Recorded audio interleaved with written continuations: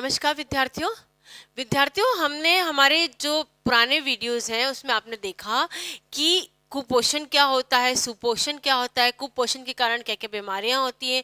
आपको हमने यह भी बताया कि किस विटामिन की कमी से कौन सा रोग होता है, किस न्यूट्रिएंट की कमी के कारण कैसा रोग होता है। तो जो कुपोषण होता है इसकी कमी से विभिन्न प्रकार के रोग होते हैं। टोटल बात हमें ये समझ में आई। इस वाले वीडियो में हम देखेंगे कि जो कुपोषण होता है उसको दूर किस तरीके से किया जाता है। नो डाउट यदि अति कुपोषण होता है तो उसका इलाज केवल मेडिसिन ही होता है ना। परंतु हमें हमारे लिए ऐसा रखना चाहिए, हमारी भोजन की थाली जिस तरीके से बनानी चाहिए, हमारी दैनिक जो आवश्यकताएं हैं वो पूरी हो जाए, है ना। हमें कुपोषण की स्थिति की तरफ आने ही नहीं देना चाहिए। हम स्वयं को, किसी को भी यदि कुपोषण की तरफ नहीं आए, यानी कोई भी न्यूट्रिएंट की कमी ना हो, तो शरीर जो होता है वह स्वस्थ रहता है और आयु लंबी होती है। और जो शरीर स्वस्थ है तब आप अपनी जिंदगी आराम से जी सकते हैं। ठीक है, तो कुपोषण यदि हो गया है तो आप उसका उपचार क्या क्या करेंगे इसके बारे में हम देख लेते हैं इस वीडियो में। सबसे पहले हम बात करेंगे प्रोटीन कैलोरी कुपोषण की। प्रोटीन कैलोरी जो कुपोषण होता है या प्रोटीन और कैलोरी की कमी से जो रोग होने वाला रोग होता है उस रोग को कहते हैं मरासमस और क्वार्शिकर रोग। इसके क्या लक्षण होते हैं, कैसे होता है, इसके बारे में आप प्रोटीन का जो वीडियो है उसमें देखिए, आपको पूरी डिटेल बताई गई है। हम यहाँ पे रोगों के बारे में डिस्कस नहीं करेंगे इस वीडियो में, हम केवल उपचारों के बारे में डिस्कस करेंगे। ठीक है, तो हम आपको यहाँ बताते हैं सिर्फ कि जो प्रोटीन कैलोरी जो कुपोषण होता है वह कुपोषण होता है मरासमस और क्वार्शिकर। कौन सा होता है यह? मरासमस और क्वार्शिकर। इसमें जो ऊर्जा है और जो प्रोटीन है उसकी भयंकर कमी हो जाती है। इस कमी को पूर्ण करने के लिए उच्च कैलोरी युक्त भोजन देना आवश्यक होता है। कौन सा भोजन देना होता है? उच्च कैलोरी युक्त भोजन देना होता है। मांस, मछली, अंडा, दाल, अनाज, दूध देना आता है। इसके साथ में जो भूख बढ़ाने वाले जो टॉनिक्स होते हैं, डॉक्टर की सलाह पे, इन्वर्टेड कॉमा में अंडरलाइन कर लीजिए इस बात को कि डॉक्टर की सलाह के पश्चात ही भूख बढ़ाने वाले जो टॉनिक्स होते हैं उनका प्रयोग करना चाहिए। बच्चों ये जो प्रोटीन कैलोरी कुपोषण होता है ना, इसमें हमें मिक्स करके चीज़ों को देना चाहिए। जैसे दाल चावल मिक्स करके दिए हमने, तो दाल चावल को मिक्स करने से हमें भरपूर उच्च क्वालिटी का प्रोटीन मिलता है। क्या मिलता है? उच्च क्वालिटी का प्रोटीन मिलने लग जाता है। क्यों? क्योंकि दाल और चावल में मिक्स करते हैं ना, तो जो पोषण होता है, जो प्रोटीन होता है, वो पूर्ण प्रोटीन हमें मिल पाता है ना। इसी तरीके से दूध के साथ में आप रोटी चूर लीजिए तो हमें प्रोटीन और जो कैलोरी है उच्च मात्रा में मिलेगी। तो हमें इस वाली जो बीमारी होती है इसमें हमें कॉम्बिनेशन ऑफ फूड्स देना पड़ता है अलग अलग तरीके से, ताकि जो बीमारी है वह दूर हो सके। बच्चों एक बात ध्यान रखिए, कुपोषण ऐसा रोग है जिसे दवाइयों से नहीं परंतु उपचार के द्वारा दूर किया जा सकता है। ठीक है, विटामिन ए की कमी से सीधा असर आपकी आंखों पे पड़ता है। रतौंधी हो, नाइट ब्लाइंडनेस है, कैरेटिमलेशिया है, जितने भी तरह की आंखों से जो संबंधित रोग होते हैं वह विटामिन ए की कमी के कारण से हो जाते हैं। अब इस विटामिन ए की कमी की पूर्ति के लिए हरी पत्तेदार सब्जियां, जितनी भी ग्रीन वेजिटेबल्स है, ग्रीन वेजिटेबल्स में क्या क्या आते हैं? आपके मूली भी आ जाएगी, आपका मेथी आ जाएगा, आपका पालक आ जाएगा, बथुआ आ जाएगा, पुदीना आ जाएगा, हरा धनिया आ जाएगा। जितनी भी ग्रीन वेजिटेबल्स हैं वे पीले फल, टमाटर, पपीता, आम, अंडा, और यदि कोई नहीं लेते हैं वेजिटेरियन है तो कॉड लिवर जो ऑयल आता है आप उसका उपयोग कर सकते हैं। आप अपनी जो डेली सब्जियां हम मूंगफली का तेल, सोयाबीन का तेल, सरसों के तेल में बनाते हैं उसको कॉड लिवर ऑयल में भी बना सकते हैं। बच्चों तेल को अलग अलग तरीके से यूज़ करना चाहिए, नहीं एक रोटेशन में यूज़ करना चाहिए। एक बार मूंगफली का तेल ले लिया, एक बार सरसों का तेल ले लिया खाना सब्जी बनाने में, एक बार आपने सोयाबीन का ले लिया, एक बार कॉड लिवर ऑयल ले लिया। इस तरीके से जो आप रोटेशन में बनाते हैं तो आपका जो न्यूट्रिएंट अवेलेबल होने चाहिए बाय तेलों से वो आसानी से अवेलेबल होते हैं और रोटेशन में अवेलेबल हो जाते हैं, है ना। तो कॉड लिवर ऑयल आप खाना बनाने के लिए काम में ले सकते हैं। यकृत, गाजर, पुदीना, है ना, ये सब चीज़ें आप अगर लेते हैं तो आपके जो विटामिन ए का जो कुपोषण होता है वह कुपोषण दूर हो सकता है। फिर हम बात करते हैं विटामिन B1 की।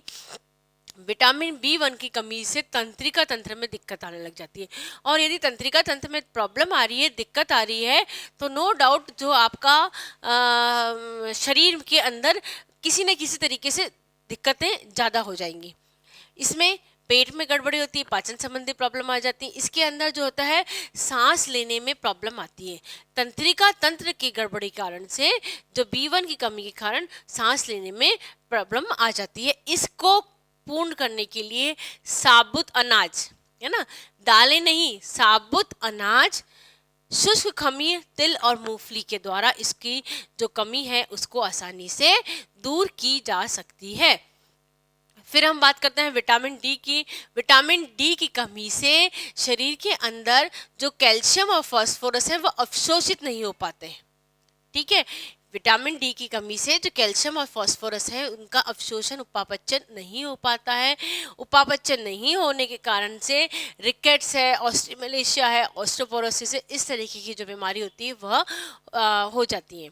इसके लिए आपको सबसे अच्छा जो हमारे हिंदुस्तान में अवेलेबल है वो है सूर्य की किरणें। विटामिन डी का सबसे अच्छा स्रोत है सूर्य की किरणें। सूर्य की किरणें का ये मतलब नहीं है कि आप दिन भर भरी गर्मी में 40 डिग्री के टेम्परेचर, 45 डिग्री के टेम्परेचर में बाहर बैठ जाए तो सूर्य की किरणें आपको मिल रही हैं। अर्ली इन द मॉर्निंग की जो सूर्य की किरणें होती हैं वह सूर्य की किरणें यदि आप लेंगे तो आपके शरीर के अंदर विटामिन डी की कमी पूरी हो जाती है। नहीं ले पाए, कई बार ऐसा होता है कि सूर्य की किरणें अवेलेबल नहीं हो पाती हैं। कई देशों में तो बिल्कुल ही अवेलेबल नहीं हो पाती सूर्य की किरणें, केवल जो सनलाइट होती है, किरणें नहीं पहुंच पाती हैं। तब कॉड लिवर ऑयल है, अंडे की जर्दी है, विटामिन डी युक्त दूध अवेलेबल होता है मार्केट में, वह ले लीजिए। यकृत या मांस खाने से जो विटामिन डी की कमी है वह पूरी हो जाती है। विटामिन सी, विटामिन सी हमारे शरीर के अंदर बहुत कार्य करता है, हमारे इम्यूनिटी को बहुत ज़्यादा इंक्रीज करता है। इसके ना होने से या इसकी कमी होने से स्कर्वी नामक जो रोग होता है वह हो जाता है। विटामिन सी जितने भी खट्टी चीज़ें होती हैं, जो भी आपको खट्टी चीज़ें ध्यान आ जाएं, उसके अंदर विटामिन सी अवेलेबल होता है। चाहे आप नींबू ले लीजिए, चाहे संतरा ले लीजिए, चाहे मौसमी ले लीजिए। और बच्चों इसमें सबसे इम्पॉर्टेंट बात यह है कि आप इसको कच्चा लीजिए।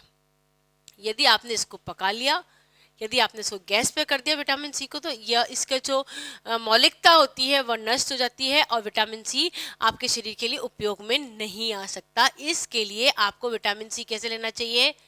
कच्चा खाना चाहिए। नींबू का आप रस ले लीजिए।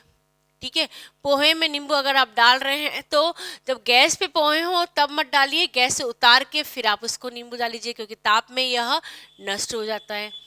मौसमी का आप रस ले लीजिए, कच्चे खा लीजिए, यानी जितने भी सलाद टाइप में आप यूज़ कर सकते हैं उस सलाद टाइप में आप विटामिन सी को का भरपूर प्रयोग कीजिए। विटामिन बी 2, विटामिन बी 2 जो होता है उसकी कमी से मुंह में जो छाले हो जाते हैं, जो जीभ का रंग होता है वह कैसा हो जाता है? बैंगनी सा हो जाता है, आंखें लाल हो जाती है और बच्चों के अंदर जो होता है वह शारीरिक वृद्धि का में रुकावट आ जाती है। इसके लिए विटामिन बी 2 की कमी पूर्ण करने के लिए दूध है, यकृत है, पनीर है, हरे पत्तेदार सब्जियां हैं, एग है, इन सब का प्रयोग करने से विटामिन बी 2 की कमी हो जाती है। बच्चों जो हम इस वीडियो में आपको बता रहे हैं, जितनी भी चीज़ें के बारे में बता रहे हैं, हम आपको बता रहे हैं कि आप लोकली अवेलेबल है ना, और सीजनल, दो चीज़ों का आपको ध्यान रखना है। लोकली अवेलेबल और सीजनल जो सब्जियां होती हैं आप उनका प्रयोग करिए। हम आपको कॉस्टली सब्जी की तरफ नहीं ले जा रहे हैं कि जिनकी कॉस्ट बहुत ज़्यादा हो। सीजनल वेजिटेबल्स हैं और लोकली अवेलेबल जो वेजिटेबल्स या फ्रूट्स हैं आप उन्हीं का प्रयोग कीजिए, जिनसे या उन्हीं खाद्य सामग्री का प्रयोग कीजिए जिससे जो आपकी कुपोषण का जो रोग है वह हट सकता है। नेक्स्ट कुपोषण जिसकी हम बात करते हैं वह है विटामिन बी 3। ठीक है, विटामिन बी 3 से जो 3D या 4D तरह के रोग हो सकते हैं।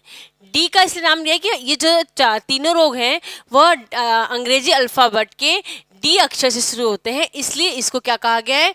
3D या 4D जो रोग होते हैं वह रोग होते हैं, जैसे डायरिया, डिप्थीरिया, डिमेंशिया, डर्मेटाइटिस, इस तरह के जो रोग होते हैं, या तो 3 रोग होंगे कोई या 4 रोग होंगे कोई। तो विटामिन बी 3 की कमी के कारण से 3D या 4D रोग हो सकते हैं। इसके लिए उच्च प्रोटीन की आवश्यकता होती है। मांस, मछली, सूखा खमीर और मूंगफली के द्वारा विटामिन B3 की जो कमी है उस कमी को आसानी से दूर किया जा सकता है। अब हम बात करते हैं लौह तत्व की। लौह तत्व जो होता है हमारे शरीर के अंदर बहुत ही इंपॉर्टेंट रोल प्ले करता है, और जब हम हिंदुस्तान की बात करते हैं बच्चों, तो हिंदुस्तान में लौह तत्व की बहुत ज़्यादा कमी देखी गई है।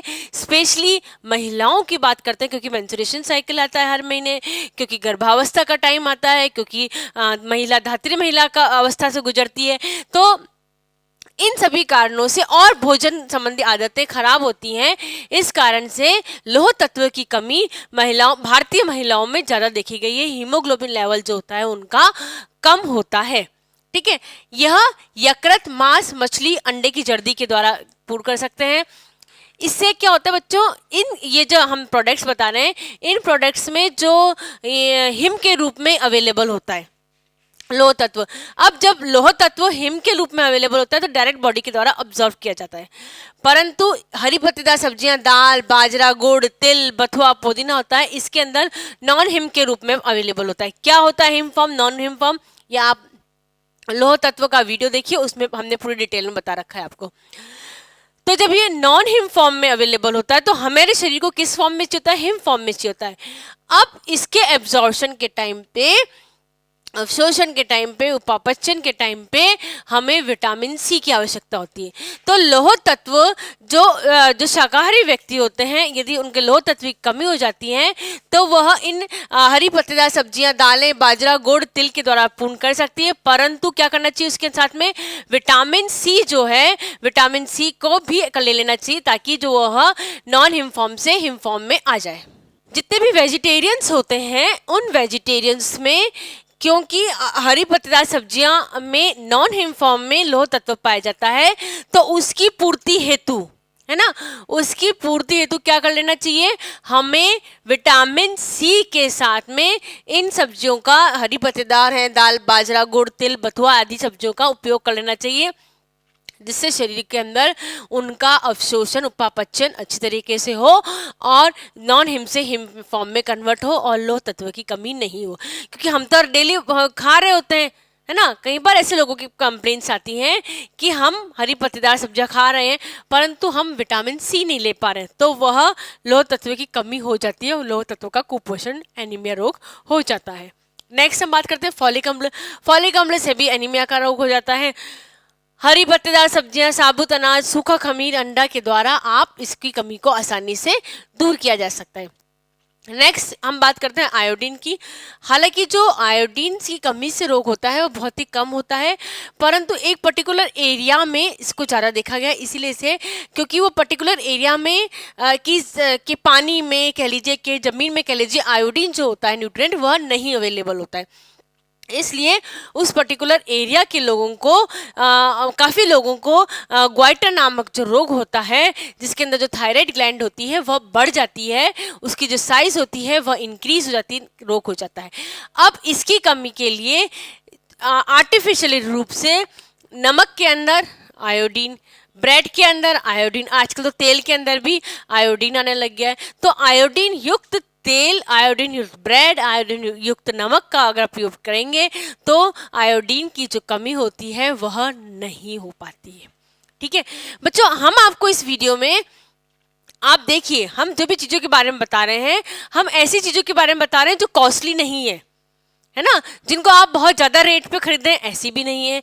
आप सीजनल फूड लीजिए, लोकली अवेलेबल फूड लीजिए, सीजन में जो भी चीज़ें आ रही हैं, जैसे सर्दी का सीजन में गाजर आ रही है जिनकी रेट्स बहुत कम है, मेथी, पालक, बथुआ, फूल गोभी, पत्ता गोभी, जितनी भी तरह की सब्जियां आ रही हैं, या सीजन में आपके जो नारंगियाँ आ रही हैं, ये जो सीजनल फ्रूट्स है ना, यदि आप उस सीजनल फ्रूट्स को खाएंगे तो निश्चित तौर पे कुपोषण आपके आसपास भी नहीं आएगा। कुपोषण एक ऐसी बीमारी जो स्वयं के द्वारा जनित है और उसको स्वयं को द्वारा ही ठीक की जा सकती है। स्वयं के द्वारा क्यों जनित होती है? क्योंकि हम पर्टिकुलर चीज़ें लंबे समय तक किसी भी कारण से नहीं खाते हैं, है ना। और स्वयं के द्वारा कैसे दूर की जा सकती है? कि हम स्वयं उन चीज़ों को भोजन पदार्थों में लेके कर सकते हैं। नो डाउट अति होने पर हमें डॉक्टर के पास दिखाना जाना चाहिए, अति आने की कंडीशन ही ना लाए, है ना, अति आने की कंडीशन ही न लाए हम किसी भी चीज को रोकने के लिए हम पूरी तरीके से न्यूट्रिएंट लाएं। हम जो सब्जियां हमारे पास अवेलेबल हैं, या नॉन वेजिटेरियन अगर आप हैं तो नॉन वेज जो हमारे पास अवेलेबल है, यानी कि हम कम रेट की वैल्यू की चीजें भरपूर शरीर में अगर उपयोग करेंगे तो भी हमारा शरीर जो है वह सुचारू रूप से कार्यरत रह सकता है, कुपोषण का शिकार नहीं रह सकता है, हो सकता है। केवल और केवल एक पॉइंट इसमें रहेगा कि आपकी जो दैनिक आवश्यकताएं हैं उसको आप आपकी जो थाली है, भोजन की थाली में, उसमें अवश्य सम्मिलित करें, जिससे कि आपको कुपोषण का शिकार ना होना पड़े।